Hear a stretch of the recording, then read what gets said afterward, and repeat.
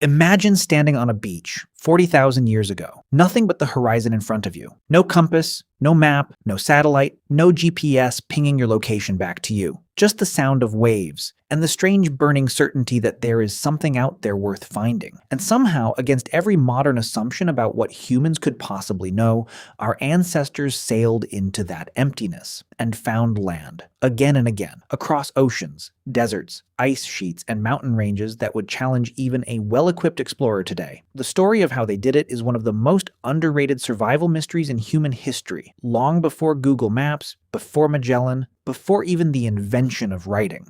Homo sapiens were already the most widely traveled species on the planet. They walked, paddled, and pushed their way out of Africa somewhere around 70,000 years ago, spreading into the Middle East, then Asia, then Europe, then across the brutal, frozen expanse of the Bering Land Bridge into the Americas, and eventually, most astonishingly of all, out into the open Pacific Ocean, to settle islands separated by thousands of miles of featureless water. So here's the question that should stop you in your tracks. How did they know where they were going when there was nothing to tell them? The answer, it turns out, is that ancient humans were not wandering blindly. They were reading the world around them with a level of attentiveness that modern people have almost entirely lost.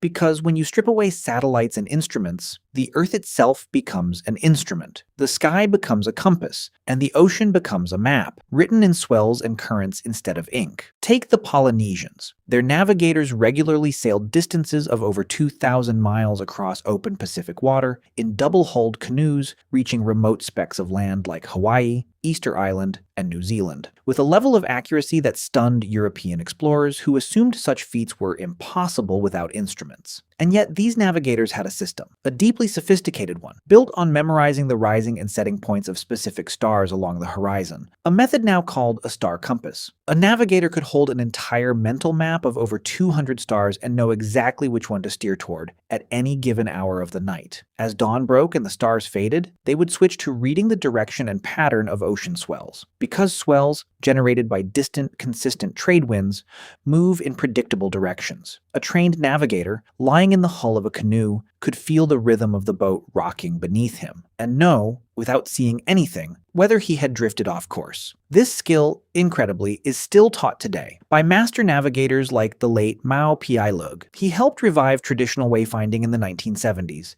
and proved, on a voyage from Hawaii to Tahiti, that these ancient techniques were not folklore. They were functional science, refined over countless generations of trial, memory, and oral tradition, passed from teacher to student with no written record at all. Meanwhile, on the other side of the world, Arctic peoples like the Inuit were solving an entirely different navigational puzzle. In the far north, the sun can vanish for months. The landscape is a blinding, shifting expanse of white, and traditional stars are often invisible under near-constant daylight in summer. So, Inuit hunters developed an intimate understanding of wind patterns, learning to read the direction of prevailing winds by observing how they sculpted snowdrifts into consistent ridges called sastrugi, essentially turning the ground itself into a kind of frozen compass. They combined this with detailed mental maps of coastlines, ice formations, and even the behavior of animals, since certain birds and marine mammals follow predictable migratory paths that could indicate proximity to open water or land. Some Inuit communities even built temporary landmarks out of stacked stones called inuksut to guide future travelers across otherwise featureless terrain. A low-tech solution that functioned remarkably like a trail of breadcrumbs, stretched across the tundra. Meanwhile, deep in the deserts of Arabia and North Africa, Bedouin and other nomadic desert travelers faced a different kind of blankness. Endless dunes that shift and reshape constantly, offering no fixed landmarks at all. And yet, these desert navigators became masters of celestial navigation, using the position of the sun during the day and specific stars at night, particularly Polaris and other fixed points, while also developing an extraordinary sensitivity to the terrain itself, learning to read subtle variations in sand texture, the slope and orientation of dunes shaped by prevailing winds, and the sparse distribution of desert vegetation that tends to cluster near underground water sources, essentially turning invisible geological patterns into a survival map. Camel caravans crossing the Sahara for trade routes stretching thousands of miles relied on this generational knowledge, passed down through families of guides whose expertise was often more valuable than gold. because getting lost in the desert wasn't an inconvenience, it was a death sentence. And this knowledge had to be perfect. Now shift to the dense rainforests of the Amazon and Papua New Guinea,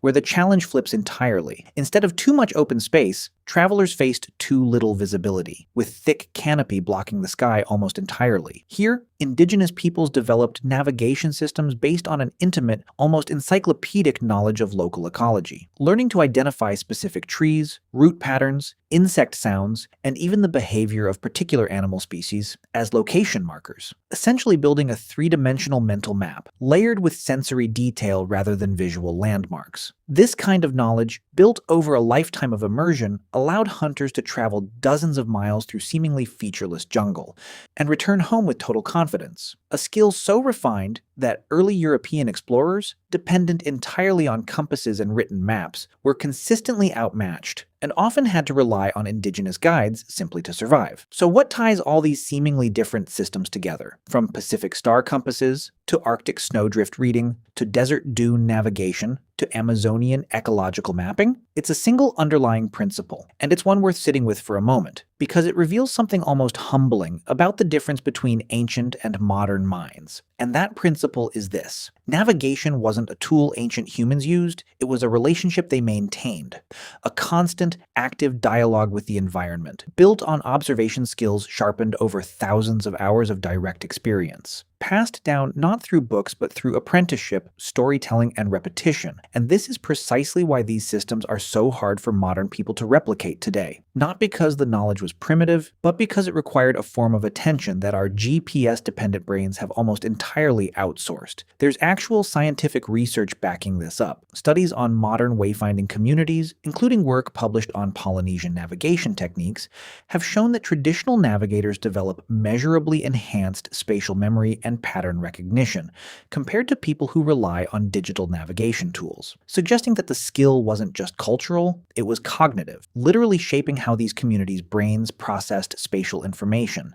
And here's the part that should genuinely blow your mind, if it hasn't already. Because when you think about the scale of what was accomplished using nothing but memorized stars, ocean swells, wind patterns, snowdrifts, and ecological cues, ancient humans successfully populated every habitable continent on Earth, crossed oceans wider than entire countries, survived in some of the most hostile environments imaginable, and did all of it with zero written maps, zero modern instruments, and a zero margin for error, because a wrong turn in the Pacific meant death by starvation or dehydration on open water. A wrong read of desert terrain meant death by exposure, and a miscalculated Arctic route meant freezing before help could ever arrive. And yet, generation after generation, they got it right. Often enough that entire civilizations flourished on remote islands, in deserts, in jungles, and across frozen tundras, that most people today would consider utterly uninhabitable, even with modern equipment.